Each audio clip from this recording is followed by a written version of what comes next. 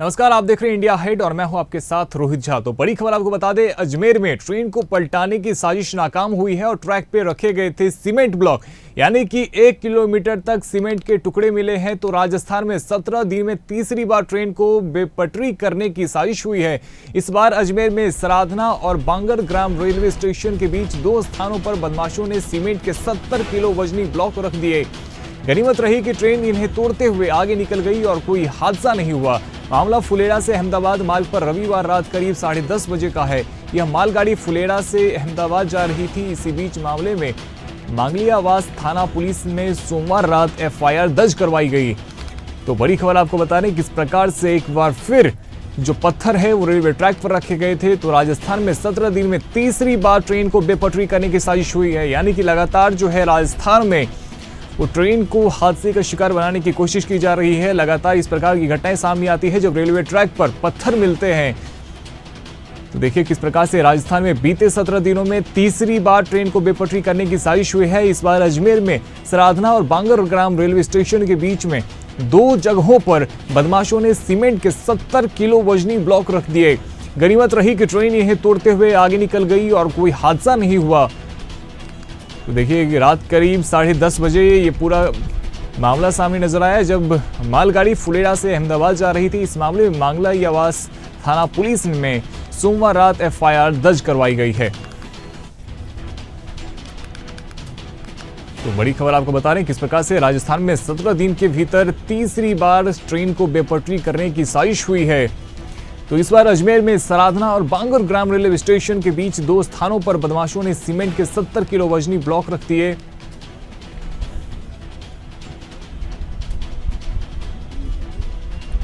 जल्द जानकारी के लिए हमारे साथ पॉलिटिकल एडिटर ब्रिजेश जैन जुड़ चुके हैं। ब्रिजेश जी, ये किस प्रकार की मानसिकता है? मैं इसे आतंकवादी मानसिकता कहूंगा। कौन लोग हैं वो कि बार बार ट्रेन को बेपटरी करने की साजिश रचते हैं? हमने देखा है कि वंदे भारत पे भी पथराव किया जाता है, अब ट्रेनों को बेपटरी करने की साजिश रची जा रही है। क्या हो रहा है ये?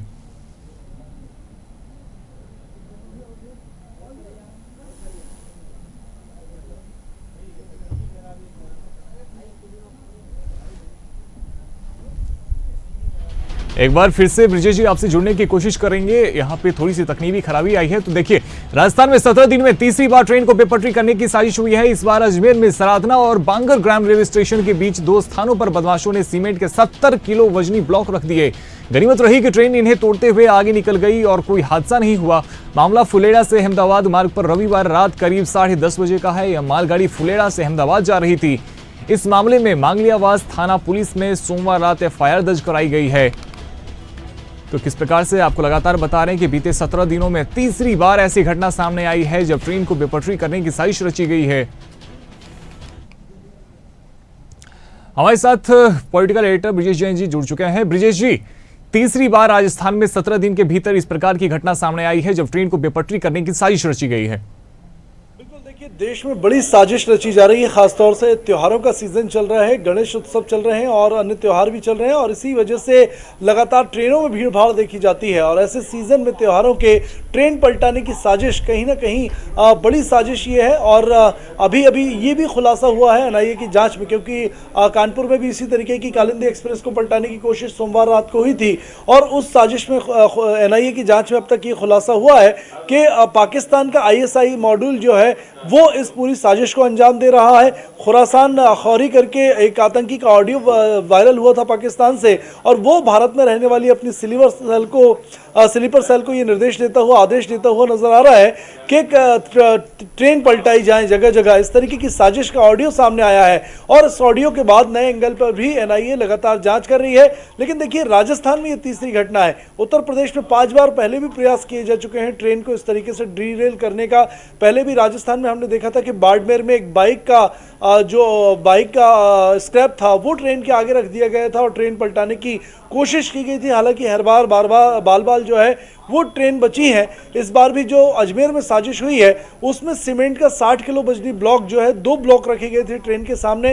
हालांकि पैसेंजर ट्रेन के लिए रखे गए थे, लेकिन मालगाड़ी सामने आई, पहले आई और मालगाड़ी जो है वो ब्लॉक को टक्कर मारती हुई आगे निकल गई। किसी तरीके का कोई हादसा नहीं हुआ। लेकिन इन पूरी घटनाओं के एक के बाद एक जो घटनाएं सामने आ रही हैं रोहित, इसके पीछे कहीं ना कहीं पाकिस्तानी कनेक्शन सामने आया है। और ये भी बात सामने आई है कि भारत में रहने वाले स्लीपर सेल के जो आतंकी हैं वो इस साजिश को बाकायदा अंजाम दे रहे हैं और आने वाले दिनों में कई और ऐसी घटनाएं हो सकती हैं। ब्रिजेश जी, कहीं ना कहीं देखिए प्रशासन को इस पे बड़े और ठोस कदम उठाने की जरूरत है, क्योंकि बार बार यदि इस प्रकार की घटना सामने आ रही है तो हो सकता है कि कोई बहुत बड़ा हादसा भी हो जाए और उसके बाद में फिर सवाल उठेंगे सुरक्षा व्यवस्था के ऊपर में। बिल्कुल, देखिए सबसे बड़ा सवाल यही है कि स्टेशनों की सुरक्षा तो तैनात रहती है जीआरपी और आरपीएफ, लेकिन पटरियों की सुरक्षा किसके हवाले है? और पटरियों पर कोई फोर्स तैनात नहीं रहती। रेलवे के भी जो कर्मचारी हैं वो मेंटेनेंस वाले कर्मचारी होते हैं। तो कहीं ना कहीं निगरानी बढ़ाने की ज़रूरत है, खासतौर से त्योहारी सीजन में पटरियों पर निगरानी या नियमित गश्त जो है वो रखी जाए। और जो ट्रेनें हैं उनके आने जाने के समय के ठीक पहले कहीं ना कहीं गश्ती की जानी चाहिए जो सेंसिटिव इलाके हैं उन क्षेत्रों में। और इस पर एनआईए ने भी ये सुझाव सरकार को दिए हैं। हालांकि फिलहाल इस तरीके की कोई व्यवस्था नहीं की गई है और यही वजह है कि खुलेआम ये घटनाएं जो हो रही हैं उनको अंजाम देने की नाकाम कोशिशें की जा रही हैं। मनीष जी, कहीं ना कहीं ऐसी एक व्यवस्था बननी चाहिए कि यदि पटरी पे किसी भी प्रकार के पत्थर रखे जाते हैं या ड्रिल करने की कोई साजिश रची जाती है, वो जो अलर्ट है वो रेलवे को मिल जाए और इस प्रकार के हादसे को रोका जा सके। बिल्कुल, देखिए हालांकि फिलहाल ऐसी कोई टेक्नोलॉजी विकसित नहीं हुई है। हाँ, पटरी अगर गड़बड़ होती है, ट्रैक डैमेज होता है तो ज़रूर उसकी सूचना जो है वो स्टेशन पर मिल जाती है। लेकिन अगर पटरी पर कोई सामान रखा है, बाइक का स्क्रैप रखा है, ब्लॉक्स रखे हैं, सिलेंडर रखा है, तो इसकी जानकारी फिलहाल नहीं मिलती है।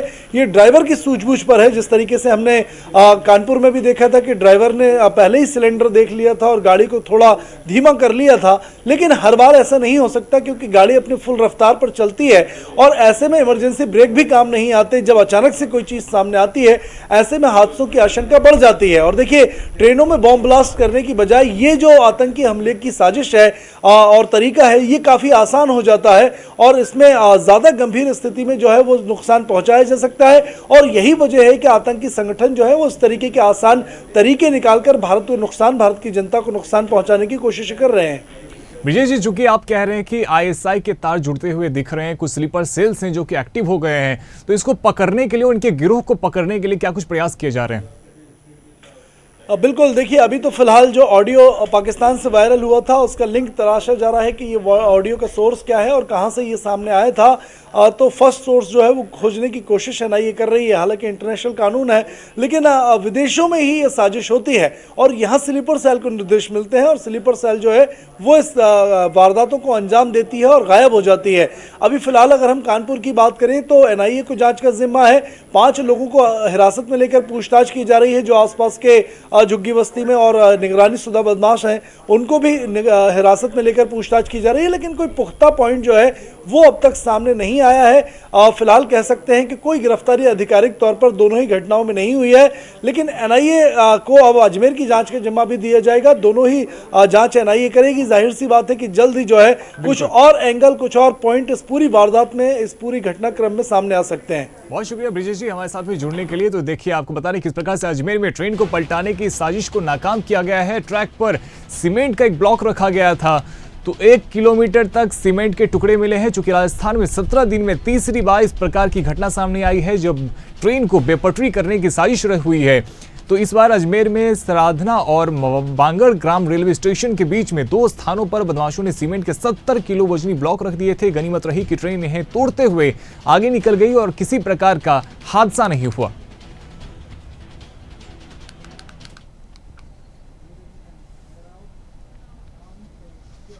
तो अगली बड़ी खबर आपको बता दें, इंदौर में 13 से 15 सितंबर तक आरएसएस की बैठक होनी है। सभी अनुषंगिक संगठनों की समन्वय बैठक होगी। बीजेपी, वीएचपी, किसान संघ समेत कई संगठन इसमें शामिल होंगे।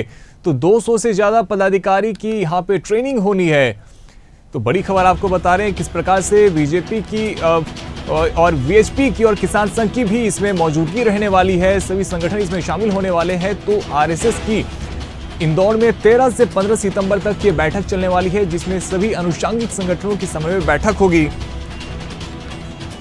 तो बड़ी खबर आपको बता रहे हैं किस प्रकार से इंदौर में 13 से 15 सितंबर तक आरएसएस की बैठक होने वाली है और सभी अनुषांगिक संगठनों की समन्वय बैठक होगी और साथ ही बीजेपी, विश्व हिंदू परिषद, किसान संगठन समेत कई संगठन भी इसमें शामिल होने वाले हैं। 200 से ज्यादा पदाधिकारी की इसमें ट्रेनिंग होने वाली है। तो बड़ी खबर आपको बता रहे हैं किस प्रकार से इंदौर में 13 से 15 सितंबर तक आरएसएस की बैठक होने वाली है। सभी अनुषांगिक संगठनों की समन्वय बैठक होगी। बीजेपी, वीएचपी, किसान संघ समेत कई संगठन इसमें शामिल होने वाले हैं। तो 200 से ज्यादा पदाधिकारी की साथ ही ट्रेनिंग भी होने वाली है। देखिए किस प्रकार से राष्ट्रीय स्वयं सेवक की इंदौर में 13 से 15 सितंबर तक बैठक होने वाली है। इसमें तमाम चीजों पर बातचीत की जाएगी, किस प्रकार से हिंदुओं को एकजुट किया जाए, इस पर भी इसमें जोर दिया जाएगा और साथ ही अनुषांगिक संगठनों की समन्वय बैठक होगी। बीजेपी, वीएचपी, किसान संघ समेत कई संगठन इसमें शामिल होने वाले हैं।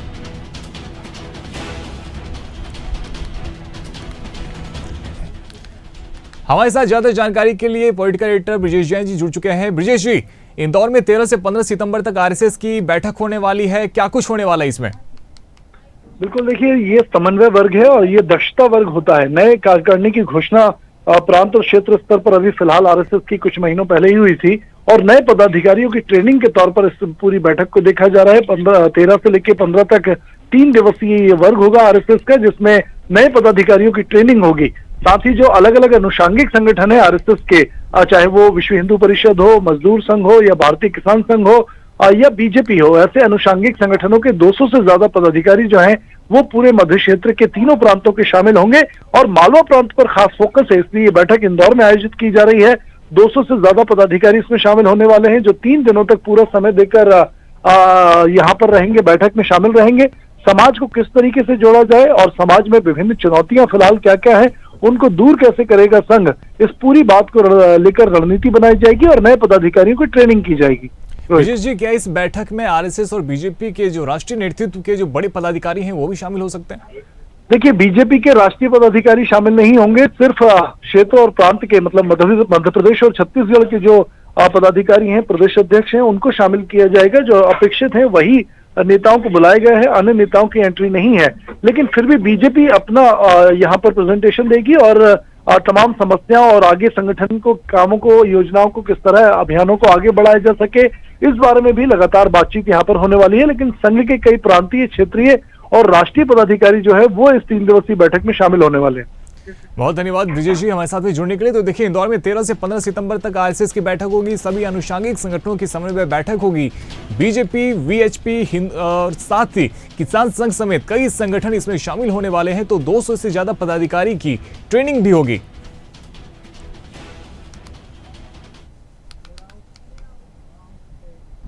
तो अगली बड़ी खबर आपको बता दें, नागपुर से, जहां ऑडी ने कई गाड़ियों को टक्कर मारी है। महाराष्ट्र बीजेपी चीफ के बेटे के नाम पर कार रजिस्टर्ड है। तो कांग्रेस का इस पे हमला भी सामने आया है। कांग्रेस बोली है कि सरकार आरोपी को बचा रही है। तो महाराष्ट्र के नागपुर में ऑडी कार से कई गाड़ियों को टक्कर मारने का मामला सामने आया है। Luxury car Maharashtra chief, Bhajpa के जो चीफ है चंद्रशेखर बावनकुले के बेटे संकेत बावनकुले के नाम पर रजिस्टर्ड है। तो घटना सोमवार रात करीब 12:30 बजे की है। पुलिस ने बताया कि गाड़ी अर्जुन हाओरे चला रहा था। वह संकेत बावनकुले का दोस्त है और पेशे से इंजीनियर है। हाओरे के बगल में बिजनेसमैन रोनित चिंता मरावार जो हैं उनके साथ भी वो बैठे हुए थे और दोनों को पुलिस ने गिरफ्तार कर लिया है। तो पुलिस ने कार में भाजपा नेता के होने से इनकार कर दिया है, लेकिन कांग्रेस का इस पे हमला जारी है। कांग्रेस ने हमला बोला है और कांग्रेस का कहना है कि जो आरोपी है उनको सरकार की तरफ से बचाया जा रहा है। ज्यादा जानकारी के लिए हमारे साथ सुनील शर्मा जुड़ रहे हैं। सुनील, एक बार फिर से जो तेज रफ्तार गाड़ी है उसका कहर देखने को मिला है और इस बार ऑडी ने कहर मचाया है।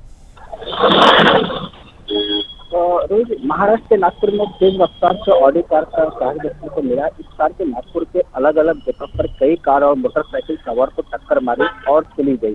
ऑडी महाराष्ट्र के बीजेपी प्रदेश अध्यक्ष के बेटे का नाम पर विपक्ष लगाए गंभीर आरोप। नागपुर के सीताबड़ी पुलिस थाने में इस घटना को लेकर मामला दर्ज किया गया है और अर्जुन हवारे से रोहित चिंतानवर नामक के 2 लोगों को गिरफ्तार किया गया है। बिल्कुल, और कहीं ना कहीं देखिए अब चूंकि इसमें बीजेपी का एंगल आ रहा है, जो गाड़ी है वो बीजेपी चीफ के बेटे के नाम पर रजिस्टर्ड है, इस वजह से अब कांग्रेस का भी इस पे हमला देखने को मिल रहा है।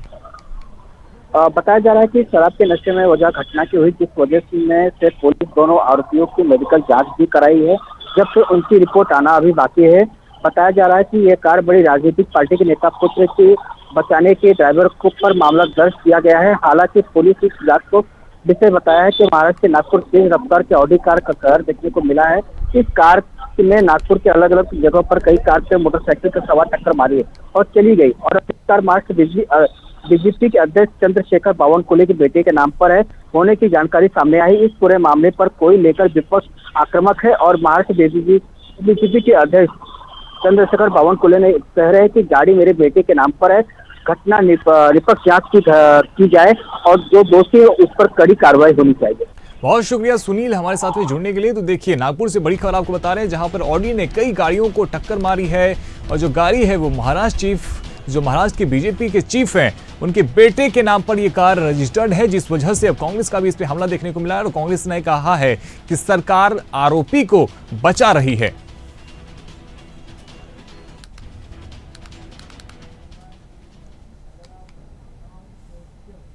हल्द्वानी में महिला अपराधों के खिलाफ लगातार प्रदर्शन बढ़ रहे हैं। पूर्व गौरव सैनिक कल्याण समिति द्वारा प्रदर्शन करते हुए प्रधानमंत्री को ज्ञापन सौंपा गया है। इस दौरान प्रदर्शनकारी पूर्व सैनिकों के परिवारजनों ने कहा कि रोजाना महिलाओं से संबंधित अपराध लगातार बढ़ रहे हैं। बहू बेटियों के साथ छेड़खानी से लेकर दुराचार की घटनाएं हो रही है। ऐसे में लोगों में भय का माहौल है। इस दौरान प्रदर्शनकारियों ने उप जिला अधिकारी कार्यालय के माध्यम से प्रधानमंत्री और राष्ट्रपति को ज्ञापन भेजकर महिलाओं की सुरक्षा कठोर कानून बनाने की मांग की है।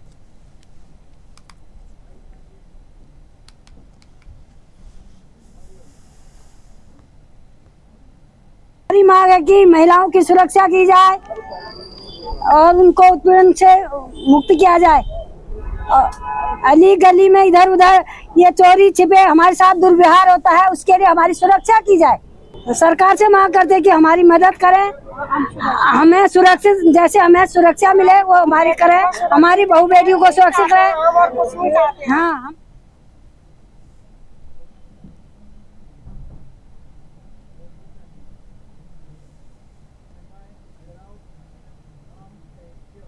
खबर देहरादून से है, जहां पलटन बाजार में जूतों की दुकान में सरकारी बीवी की छात्रा से छेड़खानी हो गई। दरअसल छात्रा दुकान में सैंडल खरीदने गई थी और आरोपी ने छात्रा को सैंडल पहनाते समय अश्लील हरकत की। पीड़िता ने शोर मचाया तो आसपास के लोग एकत्रित हो गए और आरोपी को दबोच कर थाना ले जाकर पुलिस के सुपुर्द कर दिया।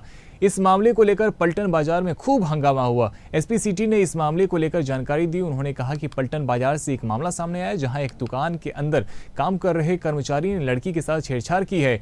उसके आधार कर तत्काल एफआईआर दर्ज कर ली गई है और बयान दर्ज कर आगे की कार्रवाई की जा रही है। कि ये अभी पलटन बाज़ार में एक मामला सामने आया था कि जिसमें एक पीड़िता के द्वारा जो है कि जो दुकान के अंदर जो कर्मचारी काम कर रहे थे तो उनके द्वारा छेड़छाड़ की एक आरोप लगाकर एक तहरीर दी गई थी। उसके तहरीर के आधार पर जो है थाने पर एफआईआर हमारे द्वारा तत्काल पंजीकृत कर ली गई थी और उसमें उनके बयान वगैरह दर्ज कर लिए गए। उसमें आगे की कार्रवाई की जा रही है और साथ ही साथ जो भी आरोपी है तो उसके विरुद्ध वैधानिक कार्रवाई हमारे द्वारा कर दी गई।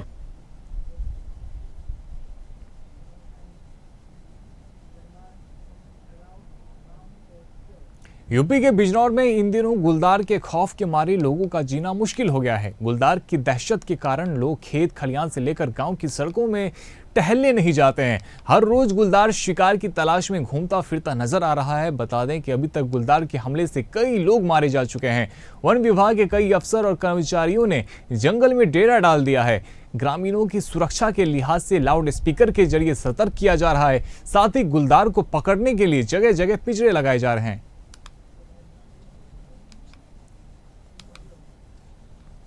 ये एक्चुअली यहाँ गुलदार की जो है प्रेजेंट्स है और हम 6 से साढ़े 6 से 10 बजे 11 बजे तक हमारे जवान जो है पेट्रोलिंग करते हैं और गुलदार की ट्रैकिंग करते हैं, जिससे जो है आसपास के लोग सुरक्षित रह सकें। ये 23 अगस्त का मामला है। यहाँ से थोड़ा हमारे पीछे ही इंसिडेंट हुई थी जिसमें गुलदार के जो है वो उसको मार दिया गया था।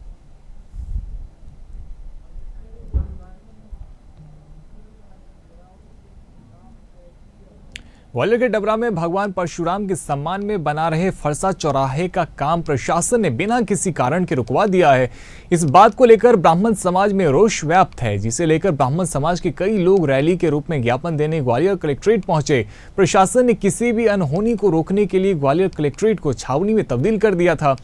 कलेक्टर पहाड़ी के नीचे ही मुख्य द्वार को बंद कर दिया गया। यह देखकर ब्राह्मण समाज के सैकड़ों युवाओं ने वहीं पर जमकर नारेबाजी की और कलेक्टर नाम ज्ञापन एसडीएम अतुल सिंह को सौंपा। साथ ही यह चेतावनी दी कि यदि 8 दिन के अंदर फरसा चौराहा पर प्रशासन ने निर्णय नहीं लिया तो उग्र आंदोलन किया जाएगा। इस मामले में ब्राह्मण नेता महेश मुदगल का आरोप है कि सभी नियमों और अनुमतियों के बाद नगर पालिका द्वारा फरसा चौराहा का निर्माण किस दबाव में रोका गया है। आपको बता दें कि डबरा में फरसा चौराहा बनने को लेकर राजनीति काफी समय से गरमाई हुई है।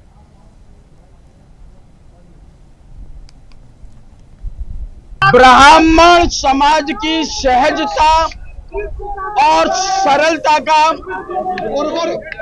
डबरा प्रशासन नाजायज फायदा उठा रहा है। डबरा प्रशासन के तुगलकी फरमान के विरोध में ये आज पूरा ब्राह्मण समाज यहाँ ग्वालियर में कलेक्टर के पास अपना ज्ञापन देने के लिए आया है। हमको मालूम है कि हमने सारा काम विधिवत किया, हमने जगह ली, वह नगर निगम से ली, हमने जो उसको ऊपर मंजूरी ली वो नगर निगम ने दी, उसके लिए जो नगर पालिका ने जो फंड दिया वो नगर पालिका ने दिया और उसके बाद में उसका ठेका बनने का दिया भगवान परशुराम के चिन्ह को स्थापित करने के लिए। हम आज सभी ब्राह्मण समाज के लोग जिला प्रशासन को, कलेक्टर को चेतावनी देने आए हैं कि अगर 8 दिन के अंदर ब्राह्मण समाज की मांग को पूरा नहीं किया गया तो हम उग्र आंदोलन के लिए मजबूर होंगे।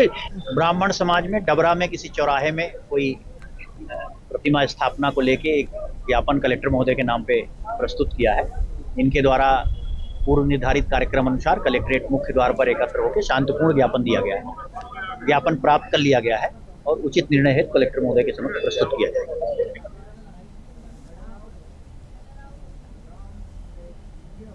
महर पुलिस ने नशे के खिलाफ चल रहे अभियान में एक नाबालिग समेत 5 नशे के सौदागरों को गिरफ्तार कर बड़ी सफलता हासिल की है। उनके कब्जे से 981 शीशी नशीली कफ सिरप, कार, बाइक और मोबाइल फोन जब्त किए गए हैं। 2 आरोपियों की तलाश अभी भी जारी है। जानकारी के मुताबिक महर जिले की नादन थाना पुलिस ने 981 शीशी नशीली कफ सिरप आनरेक्स की बड़ी खेप पकड़ी है। तो पुलिस ने बताया कि इन आरोपियों के विरुद्ध यूपी और एमपी के कई थानों में आपराधिक प्रकरण दर्ज है। ये शातिर अपराधी हैं, इनके आपराधिक रिकॉर्ड खंगाले जा रहे हैं। जोन में लगातार नशे के विरुद्ध कार्रवाई की जा रही है। इसी अनुक्रम में कल मैहर जिले के देहा थाना क्षेत्र में एक कार्रवाई की गई है। वाहन चेकिंग के दौरान एक मोटरसाइकिल पर 2 युवक मिले जो कि पीछे से एक टवेरा गाड़ी को पायलट करके लेके आ रहे थे और जब उनको पकड़ा गया तो कुल 5 लोग इसमें से पाए गए और गाड़ी में लगभग 800-900 शीशी कोरेक्स की मिली जो कि नशीली दवा है और जिसका सेवन ग्रामीण क्षेत्रों में और अर्ध ग्रामीण क्षेत्रों में युवाओं के द्वारा नशे के रूप में किया जाता है।